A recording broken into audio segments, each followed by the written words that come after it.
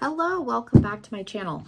This is a video that I wanted to do right after my birthday last year when I turned 40, and I'm not 41 yet. I will be 41 in November. So I thought I would film this before my birthday, and it is just going to be discussing things that I've seen in my lifetime, things that have changed, things that have disappeared, all that stuff. So it's just going to be a chatty video. If that sounds interesting, stick around.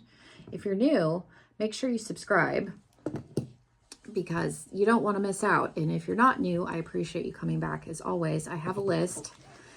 I wrote it down because I'm old. I don't use the notes on my phone very often, but I have the list of things so I don't miss points that I wanted to do. And yeah, let's jump in. It is so frizzy. I have some like anti-frizz oil. I need to put some in it. My hair is curly. I just don't wear it curly, and it's very prone to being frizzy. Like you can see underneath here how curly it is. I just don't wear it curly. I don't mess around with it. So, but I'm looking in the viewfinder and I'm like, geez, it's frizzy.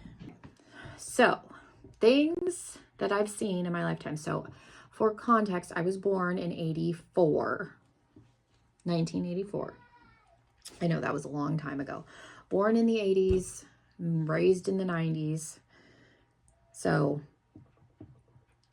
I have seen the evolution of the rotary phone to like the regular, like with the push buttons, cordless, caller ID, home fax machines, answering machines with tape, digital answering machines.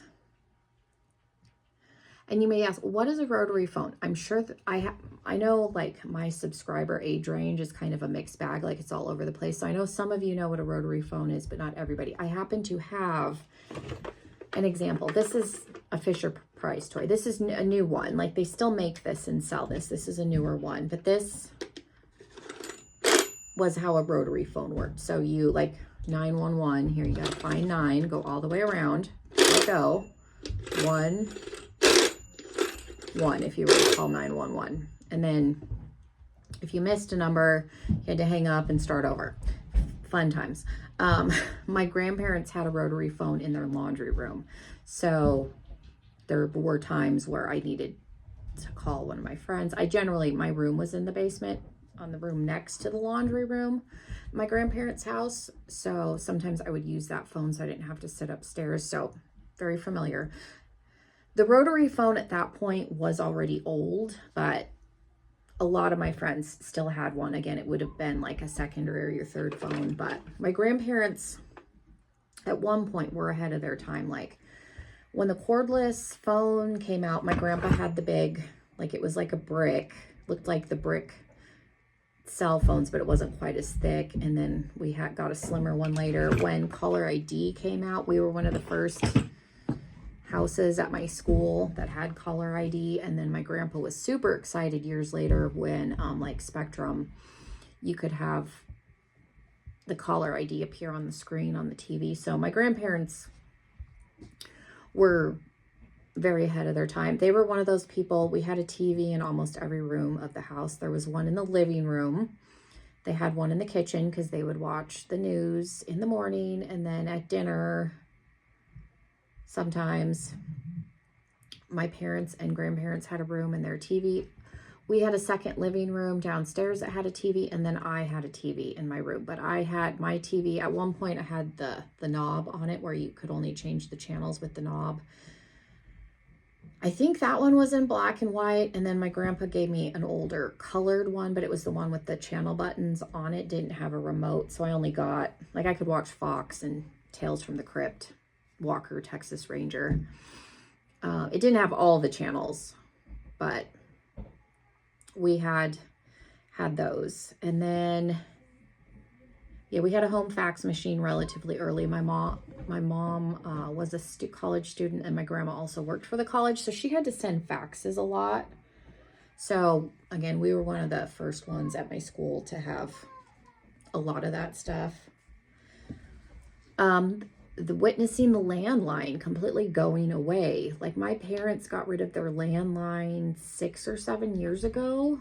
They had one for a long, long time. I'm trying to convince them to get one again. You can still have a landline. They still sell phones. Like, you can still have a house phone.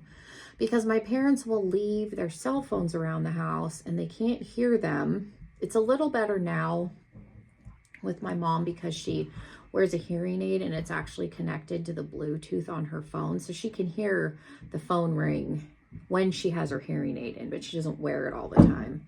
And my dad will like set it, he'll like text me, and I swear to God, he'll like set it down and run because I'll try to call him back. Nothing. So at one point I was like, you guys need to think about getting a landline again, because there's been a couple instances where there's been an emergency and we haven't been able to get a hold of them till the next day. Like when we were traveling and I had a cyst rupture and had to have emergency surgery, my parents didn't know about it till the next day because nobody answered their phone. So have witnessed, I don't think that's necessarily for the better that the landline has disappeared. Witnessing the birth of the internet and dial-up. Raise your hand if you had dial-up internet. And dial-up, again, if you're younger, it ran through the phone line. So when you were on the computer using the internet, you couldn't, like, if somebody tried to call you, they would get a busy signal, and then somebody in your house, God forbid, picked the phone up, you would hear like kind of what it sounds like when you send a fax. And then it would screw it up and you'd have to like turn it off and start over. Like it was a whole thing. It took forever to connect. Like it would take you a half an hour to go to a website. So I remember I didn't really use the internet for like research papers a little bit in high school, but that was still dial-up.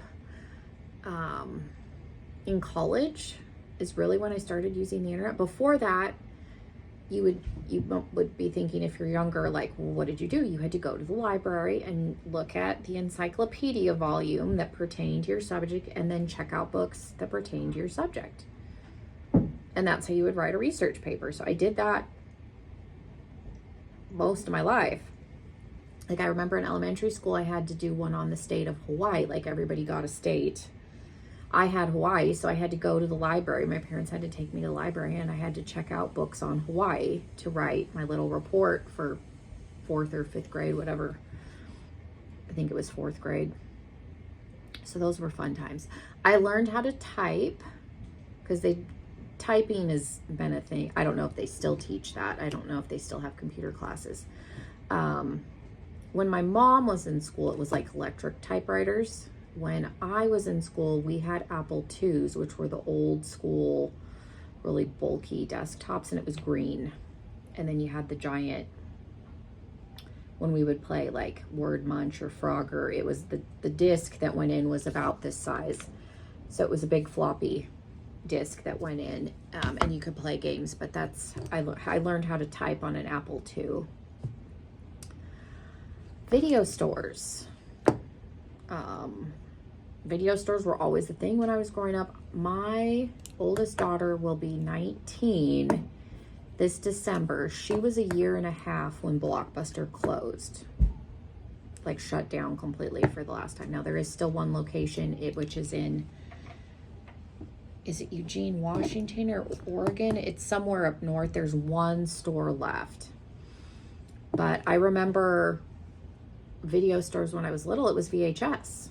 And then I remember when DVDs started becoming a thing, you had would have a small DVD section, even at the mom and pop stores. It was mostly VHS, small section of DVDs that you could rent. And then over time, like the DVD section got bigger, VHS section got smaller, and eventually they phased out the VHS completely, because I remember I bought some for like super cheap when they were finally getting rid of having VHS tapes.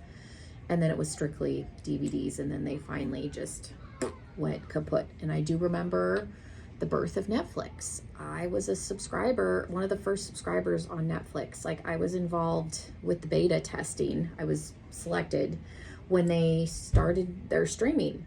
I got the privilege of being able to beta test some of their streaming services when they were first introducing them. So that was cool. But you would get 3 discs in the mail, and you could go in and pre-save, like, these are the ones I want. And then when they would get your discs back, then they would just, the next ones on the list, you had to like go on the website and click add ones to your list.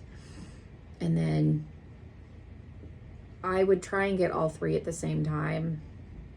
When I decided to look up 21 Jump Street, I watched all 5 seasons on discs in the mail before I bought them on DVD years later. But yeah, it took me a long time because 3 discs at a time. So yeah, that was before streaming, and then streaming came along and then just completely killed the DVDs. But Netflix is not responsible for Blockbuster going out of business. I know everybody like that has been going around. Blockbuster put Blockbuster out of business. Blockbuster and Netflix, because Blockbuster towards the end was doing like a membership where you could rent, you paid a monthly fee and you could borrow as many movies as you wanted to. And then they were starting to do online streaming at the same time that Netflix was doing it. But the CEO of Blockbuster at the time had bankrupted the company. So when it came time to add on servers to increase like their bandwidth capability, Blockbuster couldn't keep up because they didn't have any money. And so Netflix rose up and Blockbuster went down in flames. So Blockbuster put themselves out of business, because had they had the money, Blockbuster would still exist. They would be another streaming service, but they just, like I said, the guy that took over just bankrupted the company and just made a ton of bad decisions towards the end. And there's a documentary, I think it's on Netflix. It's a really interesting, I recommend watching it. So yeah, Blockbuster put themselves out of business, which was really unfortunate. Touched on this a little bit with the video stores, but the Beta, like Betamax and VHS, we had a Beta machine. They were slightly, I feel like, shorter and a little bit wider than a VHS tape, if I remember correctly. And they were like, it's the one where it like popped up and you put it in and put the thing down. Because I remember we had a Beta machine before we got a VCR. And then we had, when they started coming out, it looked like a car. You could get ones that were just black, but my parents had one that looked like a little like Celica silver. For rewinding the VHS tapes, you just put it in. Because my dad for years would be like, I always would rewind them in the VCR, and my dad would be like, that's hard on the tape. And I kept thinking, like, that doesn't make sense, because it's being rewound in the rewinder. No, it's hard on the VCR. It's not hard on the tape. So that argument, he never proposed that argument correctly. And then the video stores would always threaten to charge you if you didn't rewind them. I can tell you for a fact that nobody ever followed through with that, at least with me, because I never rewound tapes when I brought them back. I was the a-hole that, as a kid, just never rewound them. And when you would go into the video store years ago, they'd have a row of rewinders, because they would just plunk them in and then rewind them before they put them back on the shelf. But watching, the birth of VHS into DVD. Well, before that it was laser discs, which were like the size of a record, but they looked like a DVD. They never worked quite right. They were heavy, bulky. DVDs into Blu-ray, now into streaming. I saw that whole evolution. DoorDash and delivery drivers. So years ago, if you wanted food delivered, you had to find a restaurant that had delivery drivers, because not all of them did. So like a lot of the Chinese food places had delivery drivers. Pizza, I'm trying to think. That was mainly it. Like there was no getting fast food delivered. It was mainly like the legitimate restaurants that would offer, and it was an upcharge. But you had to call the restaurant and set up the delivery through them. There was no delivery like one service that encompassed everything. And then now we have DoorDash and Grubhub, so you can like go through the third parties. Amazon versus shopping online, shopping in stores and through catalogs. Years ago, Sears would send out their big catalog, and that sucker was like the size of a phone book, and it had everything you could think of. Like at one point you could buy a house. Like I'm not joking. You could order a house from the Sears catalog. I don't think it was a big house, but at one point you could get houses. So you would look through that, or like the Montgomery Ward's catalog, and pick out things that you wanted for Christmas. When we did Christmas shopping, like I generally would go with my grandma. We had to go to the mall and go through all the stores. And then like after Christmas, when they would do the after Christmas sales, same thing. I was day after Christmas out there with them at 6, 7 o'clock in the morning to go to Dillard's and Macy's and Ward's and wherever else they were going to fight the day after Christmas people.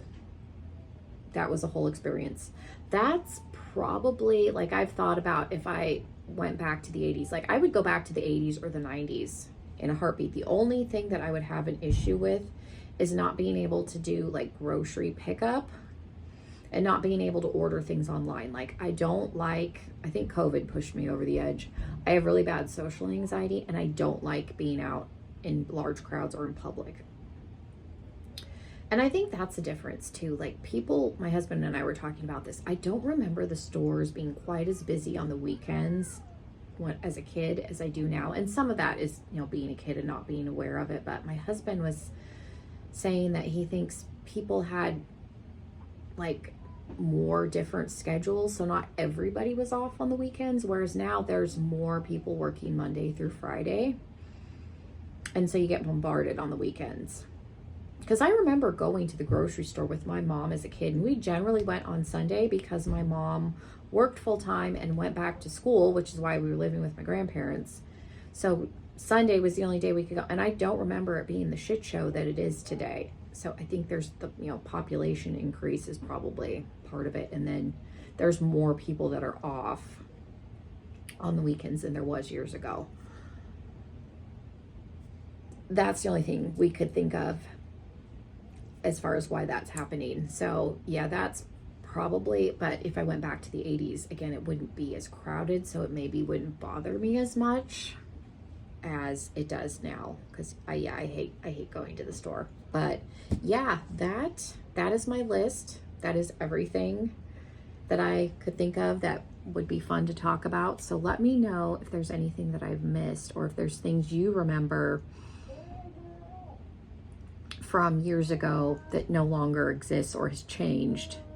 Leave me those comments. So yeah, thank you guys so much. Have a wonderful rest of your day, and hopefully I will see you in another video. Bye everybody.